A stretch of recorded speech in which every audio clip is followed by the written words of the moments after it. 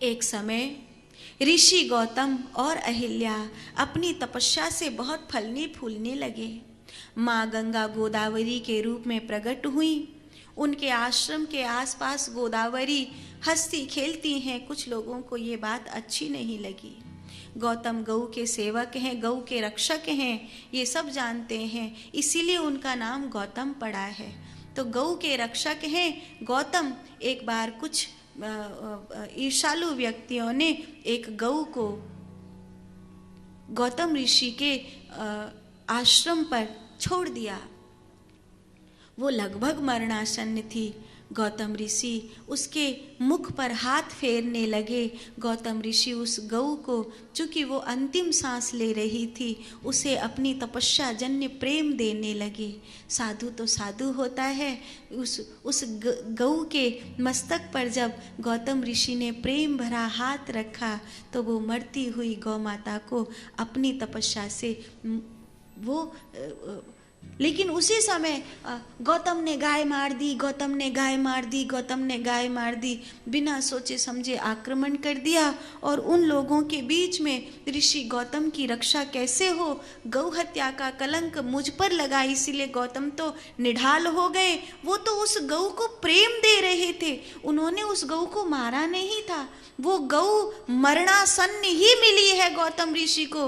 वो तो उसके मस्तक पर हाथ रख के उसकी अंतिम गति में केवल अपनी ऋषि परंपरा को, एक संत परंपरा को निभाते हुए अपनी ऊर्जा का क्रम दे रहे थे।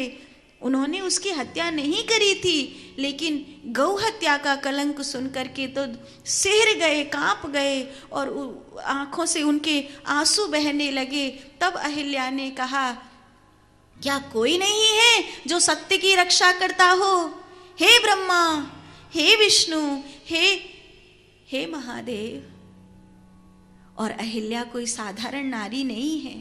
जब उन्होंने त्रिदेवों को पुकारा, तीनों देव वहां एक साथ आ गए, ऋषि गौतम की रक्षा करी। तीनों देव वहां पर विराजित हुए और वो तीनों देव के सम्मिलित एक ज्योतिर्लिंग हुआ, जिसे त्र्यंबकेश्वर ज्योतिर्लिंग के रूप में पूजा जाता है। बोलिए त्र्यंबकेश्वर महादेव की जय।